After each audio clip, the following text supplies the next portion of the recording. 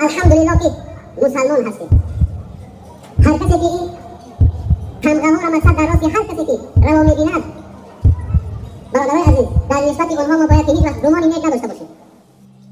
خود شما اگر در اینترنت ها نگاه کنیم، ابو بسیاره، ابو مریم، ابو صهیب، ابو مثال یک بدبخت دیگر برای ابو محمد مدنی. ما اول نمیدونستم، ما فکر میکنم این ویدیو برای تاجیکی سال قبلا نمیتونست. این بعد میفهم که از همین عشق بوده است، از تاجیک خودمان بوده است که امروز در تاجیکستان ما یگان نفر برادرای عزیز از روی عقیده این آدم مسلمان وجود نداره. اگر گوش کرده باشین، کسی گوش کرده است و کس میدونه. دعوت ما به سوی ترک شرک و تحقیق توحید، دعوت ما به سوی کفر بالطاغوت و موالات مسلمین و اعلان براءت از کفار و مشرکین، تطبیق حکم الله، ترک حکم غیر الله، شرک و کفر خواندن قانونی که به جز الله برآورده اند و ترک محکمه های غیر شرعی کفری و طاغوتی. چقدر تلبیس دارند، حق و باطل آمیخته میکنند، چقدر منهج های بد رو آشکار میکنند، چقدر خباثت خود رو آشکار میکنند. همه شما مشاهده کردید، زیرا که هزارها نفر اونها رو دید و در یوتیوب وجود دارد. فقط من یک چیز رو میخوام به شما، یک نقطه رو برسانم که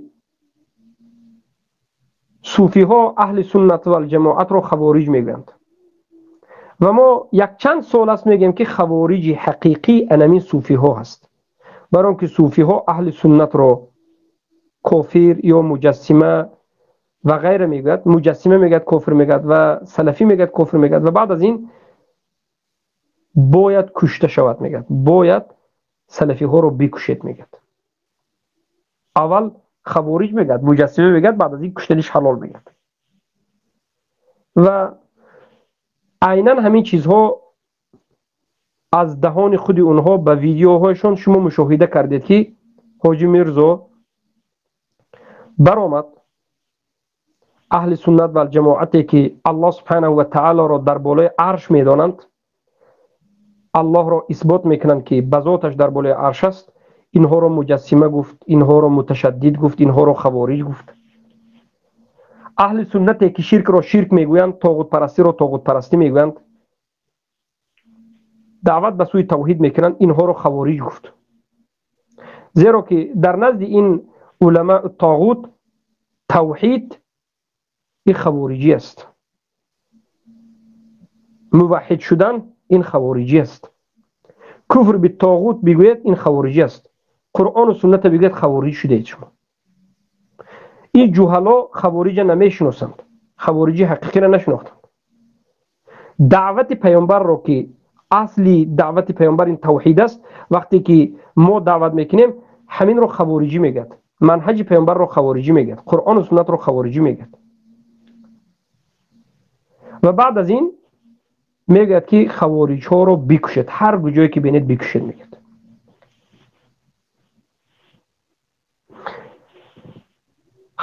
اما خودی حاجی میرزا خوارج است. به خاطر چی؟ به خاطر اینکه ما رو اهل سنت رو کافر و مرتد میگد. در ویدیو آخرش دیدیم که میگد که شما کافر و مرتد هستید. بختری رو هم دیدید میگد که خود شما کافر و مرتد هستید میگد. اعوذ بالله. شیعه ها را برادر میگن، ایشون هایش از نوریدین شروع کرده تا حاجی میرزاش، بختریش و غیره. اهل سنت میگن که اینها اهل سنت یعنی طالب علم های اهل سنتی که دعوت به سوی یکتا پرستی میکنن، توحید اسما و صفات رو زنده میکنن، اینها رو میگن که شما مرتد و کافر هستید. خود شما میگن، یعنی اهل سنت کافر و خوارج میگن، کافر میگن، مرتد میگن. و بعد از این میگن که اینها را بکشید میگن.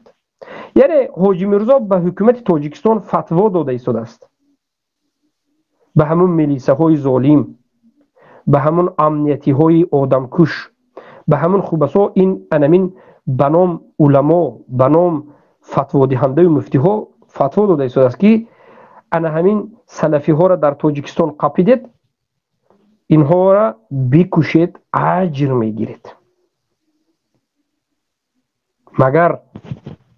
مگر حاجی میرزا خوارج حقیقی نیست که اهل سنت رو کافر و مرتد میگه و بعد از این میگوید که اینها را بکشید اجر میگیرید؟ در کجا یابد بکشید میگه؟ مسجد به مسجد در روسیه حاجی میرزا گشته است، دور زده میگه که اینها طالب علمای اهل سنت میگه اینها خوارجن، اینها را در کجا یافتید نابود کنید میگه. این به مصلحه کیست؟ این به فایده کیست؟ این علماء تاجیکستان، این طاغوت پرستا به کی خدمت دارن میکنن؟ به دین اسلام، به قرآن و سنت، برای ظاهر شدن توحید دارن خدمت میکنن یا که به طاغوت؟ رب اینها کی است؟ الله است یا که امام علی است؟ دین اینها دین اسلام است یا که ساخته پیشواش است؟ کتاب اینها قرآن است یا که کنستیتوسی است؟ سنت در نزد اینها سنت رسول الله با فهم سلف این امت است یا که سنت دین در نزد اینها هر چیزی که خودشون میگویند به هوای هوس خودشون به ساخت طاغوتشون است؟ عیناً همین چنین هستند. اینها دین عوض کردند. اما افسوس که مردم به فریب اینها داخل شدند، افسوس که مردم حقیقت اینها رو نشناختند. لیکن الحمدلله امروز این ایشان ها، این حاجی ها، این بختری ها و مولوی ها به زبان خودش، به شکل خودش، به ویدیوی خودش هم جاهل بودن خودش رو میفهماند، هم خائن بودن خودش رو میفهماند، هم بیدین بودن خودش رو میفهماند، هم انا همون فتوا دهنده بودن خود رو، آدم کش بودن خود رو میفهماند. انا همچنین ملاهای جاهل بودند که در سال 1990 فتوا دادند. 1990 91 92 وقتی که جنگ شروع شد در تاجیکستان، در همینجا انا همچنین ملاهای جاهل بودند که فتوا میدادن فلان طایفه رو به بیخش بکشید، زنهایش بگیرید، تجاوز بکنید، گویم فتوا میدادند. این خوبسا، این بنام ملاها میگویند که این طالب علمای اهل سنت انا منها خون حلال میگوید، مال ما را حلال میگید. میگن ای برادرها، یک چند سال است ما شما را دعوت به سوی توحید میکنیم، آیا یگان مراتبه دیدید که ما درباره خون کسی صحبت کرده باشیم؟ آیا دیدید که ما گفته باشیم که فلان جماعت یا فلان انسان خونش حلال است، بروید این کنید اون کنید؟ یگان مراتبه دیدید که آدم کشی را ما به شما دعوت کرده باشیم؟ والله ندیدید. یگان مراتبه دیدید که درباره فتنه و فساد صحبت کرده باشیم؟ ندیدید. اما اونها، این علمای طاغوت، ما را تهمت میکنند که به سوی آدم کشی این اون گفتن. ما حالا که اصلا به سوی این چیز دعوت نکردیم، ما به سوی یکتاپرستی دعوت کردیم. خود اینها خونخوارند، خود این علما به نام علمای سو، علمای طاغوتی، اینها خونخوارند، اینها خائنند. ما طالب علمای اهل سنت رو میگویند که اینها مجسمه هست. برای چی؟ برای که ما الله در بالای عرش میگیم. میگن که اینها خوارج است. برای چی؟ برای که ما مشرک میگیم. کسی که شرک اکبر کرد مشرک است میگیم. کسی که زنا کرد زناکار است. کسی که دزدی کرد دزد است. کسی که خائنی کرد خائن است. کسی که دروغ گفت دروغگو است. کسی که شرک کرد مشرک است. کسی که کفر اکبر کرد کافر است. مسلمان هم کافر نمیگیم. کسی که مسلمان کافر میگه این گمراه است، این غلو کرده است، این خوارج است. اما در نزد این علمای طاغوت پرست شرک اسلام است، مشرک مسلمان است. برای همین اومدن ما را خوارجی گفتن و بعد از این ما را گفتن که اینها مرتد است و کافر است. به خاطر چی ما را مرتد و کافر گفت حاجی میرزا؟ کنی حجت تو ای جاهل کلغفس طاغوت پرست، کنی حجت تو که ما کافر مرتد است؟ حجت ندارد. دلیل از قرآن و سنت دین ندارد. دلیلش پیشواش است، دلیلش شکم دم خودش است، دلیلش دو همون روی بلدک خودش است، دو روی گامبورگر خودش است. هیچ چیز دیگر دلیلش هم شکمش است. بعد از این میآید میگوید که اینها را بکشید. میگه بکشید. این فتوا را به کی داده ایستاده است؟ این فتوا را به همین حکومت تاجیکستان، به حکومت روسیه، به حکومت روسیه گفته است که هر کسی که اهل سنت است بکشید. اکنون فهمیدید حقیقت صوفی رو، که صوفی ها از رافضه هیچ کمی ندارند. اینها مسلمان کشند. چقدر علمای اهل سنت اینها کشتند، چقدر علمای اهل سنت رافضه کشت، چقدر علمای اهل سنت صوفی ها کشت. یکی از فرزندهای محمد ابن عبدالوهاب را، نبیرهشون را، سلیمان ابن عبدالله را، سلیمان نبیره محمد ابن عبدالوهاب، پسر عبدالله پسر محمد ابن عبدالوهاب را، صاحب کتاب تیسیر العزیز و فتح المجید شرح کتاب التوحید، صاحب کتاب فتح المجید شرح کتاب التوحید، در سن 33 سالگیشان صوفی ها دستگیر کردند. آیا میدونید که چگونه این جوان را به قتل رسانیدند؟ به منجنیق نشانیدند، به منجنیق شنانیدند، منجنیق را به سوی سنگ پرانیدند. خیلی که ابراهیم را به منجنیق شنانیدند و به درون علاب پرتاب کردند، صوفی ها سلیمان ابن عبدالله علامه اهل سنت شیخ الاسلام را رحمه الله را که سن 33 ساله بودند به منجنیق شنانیدند، به سنگ زدند، پاره پاره شدند. به سنگ وقتی که رفته میزنید به سرعت بلند شکمشون، سرشون، تمام جسمشون، کف جسمشون پاره پاره شد. به خاطر چی؟ به خاطر توحید، به خاطر این کتابشون، کتابی که نوشته بودند تیسیر العزیز الحمید شرح کتاب التوحید. و یکی از امام ها را که به حکم الله رسول حکم کرد کریست زدند، یک تخته رو به مانند کریست زدند، به دست و پای این حاکم مسلمانی که موحد بود میخ زدند، در درون ترکیه کوچه به کوچه میگردانیدند که ببینید ما سلفی را چیکار کردیم. گفته میدونید این چند صد سال پیش است صوفیان کار کردند، در ترکیه استانبول میگردانیدند ما سلفی را گرفتیم. گفته الله المستعان. بغض اینها ناامنی میکنند، اینو آن نیست. صوفی مشکلشون در این است که حقیقت چهره واقعی آنها که مشرک هستند، طاغوت پرست هستند، خائن هستند، دروغگو هستند، به واسطه ما آشکار شده ایستاده است. برای همین آنها ما رو بد میبینند. آنها دروغ میگویند، ما طالب علمان اهل سنت میگیم که مردم آخرین دروغ گفته ایستاده است. اژدها یک دندانش 11 کیلومتر بوده است و این دندانش این و آن، یکش میخیزد کینوی هندیست که فیلم هندیست که نقل میکند، دیگرش می آید مذهب ابو حنیفه رو، مثلا ایشون نوریدین مذهب ابو حنیفه رو انکار کرده، میگوید که ابو حنیفه پدر و مادر پیامبر رو کافر گفتند، ملا علی قاری کافر گفتند، شاگردای ابو حنیفه پدر و مادر پیامبر رو کافر گفتند، همه مشرکا رو مشرک گفتند. لیکن ما میگد سخن ابو حنیفه رو به یک طرف میپرتویم، ابو حنیفه درست نیست میگد، سخن اشعری درست است میگد. همه مشرکایی که در زمان پیامبر قریشی ها بودن میگد همیش مسلمان بود میگد. ما چخیلی نور مسلمان بگیم؟ سبحان الله. اینها دین کتی بازی کردن. شیعه را برادری ما میگد، میگد که در اسلام 4 مذهب نیست 5 مذهب است میگد. مذهب پنجم مذهب جعفریه میگد.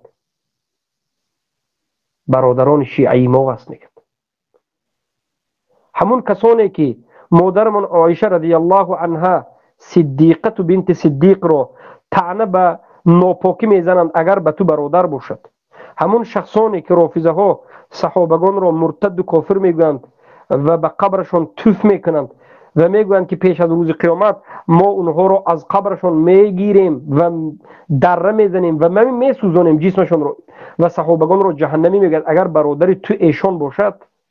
همون رافضه ها و همون کسانی که قرآن رو تحریف شده میگویند و قرآن رو این قرآن ما نیست میگن برادری تو باشد، پس تو برادری ما نیستی، تو مسلمان نیستی، تو کافر هستی، تو مشرک هستی، برادری تو اونها هست. حتی می شاعرهایی که شما می شاعرها را دوست می‌دارید در یکی از دفترهای در یکی از ادبیات کلاسیکی تاجیک یکی از در وقتی مکتب میانه خواندن یک شعر بود، اگر میگد دوستی من با دشمنی من بسیار نشست، با دوست نبایدم دیگر بار نشست. گفتن شعری هست. اگر میگد دوستی من با دشمنی من بسیار نشیند، از این میبرد که میگد این دوستی ما نیست، میگد این دوست تمام دشمن شد. میگد اگر تو دشمن الله و رسول الله را، دشمن صحابگان را دوست خودت بگویی، پس تو دوست الله نیستی، تو دوست رسول الله نیستی، تو دوست دین نیستی. برای همین ما به اونها میگیم که اینها خیانتکارند. اونها شما را به گمراهی دعوت میکنند و گمراه کردند و انمینها سبب میشوند با این فتواهای خونیشون، با این فتواهای آدمکشیشون در بین مردم تاجیک باز خونریزی را، باز مسلمان کشی را زیاد کنند. مگر ترمه های تاجیکستان مگر پر نیست؟ همه ترمه ها مگر پر نیست؟ در درون ترمه ها مگر انسان ها 10 نفر با یک خوردن خلیب، با یک خوردن یک بردنان زهرآلود شده 100 نفر مردن، 50 نفر مردن، گفته کشتن نفر تفته سودان سلفی رو گفته. چقدر مسلمان های عادیه که هیچ کاری نکردند به سبب یک ویدیو یا یک بلاگر یا یک چیز دیگر رو محکم میکند، میکشد. از این میبراید ببینید به فتوای همین علما است و خیر. ای تاجیکا به فتوای پیشوای شما است که این کار شده ایستاده است. جنابش میخواهد میگه که همه عملهای من موافق قرآن است میگه. اینها میگن که بله همه کار شما، گفت شما، زندگی شما 100% موافق قرآن و سنت است. آدمکشی شما بکشید. جناب عالی میگه بکشید، اجر میگیرید. همین است مگر علما. عالمی که میگه فرزندان خود را برای تعلیم گرفتن به خارجه، خواه مصر باشد، سعودی باشد، دیگر جاها باشد، نفرستید میگه. شرط نیست میگه آموختن. بمانید. یعنی چی؟ بمانید مردی کار شود، گردد در روسیه خور و زال و غلام. برای چی؟ برای که در تاجیکستان آیا آموختن شرایط هست؟ نیست، وجود ندارد. از این میبرد که این حاجی میرزای جاهل مردم رو به غلامی دعوت میکرد. ترسی این ملاها به خاطر چی؟ به خاطر چی اینها میگن که نفرستید فرزندان خود را؟ به خاطر آن است که چقدر مردم از علم شریعت با خبر شوند، چقدر جوانها از علم شریعت با خبر شوند، همان قدر این جهلا، همان قدر این علماء سو حقیقتشان آشکار می شود. جاهل بودنشان، دروغگو بودنشان، خائن بودنشان آشکار می شود. به خاطر همین به خاطر همین میخواد پیش راه رو بگیرد. اینها کسانی هستند که پیش راه دین الله رو میخوان بگیرند. یسدون، اینها کفر امتناع دارند. الله سبحانه و تعالی اینها رو منافق آشکار در قرآن منافق گفته است. حالا آیت به یادم ناماده است. الذین یسدون یعنی کسایی که میگیرند پیش دین رو، پیشروی دین رو. اعوذ بالله. انمین است خوری اینها، زاری اینها، انمین است گمراهی اینها. ما به الله پناه میبریم و از الله ثابت قدمی به حسن خاتمه را میطلبیم و شما را دعوت میکنیم که به حق، به قرآن و سنت، به فهم سلف صالح چنگ بزنید. الله ایستون میکنم. بله بفرمایید. سوره محمد عبد شیخ والذین کفروا یصدون عن سبیل الله اضل اعمالهم. احسنت. بله جزاك الله خیر. والذین کفروا یصدون عن سبیل الله و اضل اعمالهم. اونهایی که کافر شدن از دین الله میدارند، از راه الله میدارند. اینجا راه الله خیلی گوناگون راه است. از پیش ظاهر شوی توحید، از پیش ظاهر شوی توحید میدارند. یک، یعنی نمیمانند که توحید ظاهر شود، پیش راهش گرفته میسند. ای مردم میگن این گوش نکنید، این گمراهی است و غیره. یک طریقه. دوم طریقه، آموزش توحید رو، تعلیم گرفتن دین رو اجازه نمیدهند. به هر نمود راه نمیخواند که مردم بیاموزد حق را. همین کفر است. والذین کفروا یصدون عن سبیل الله، آنهایی که کافر شدند و کافر هستند از راه دین الله، از ظاهر شوی دین الله مردم می‌دارند، مسدود میکنند و به سبب همین کارشون همه عملهایشون باطل میشود. سبحان الله. جزاك الله خير برادر عزیزم، فهم عقیده، حفظك الله. جزاك واجزا.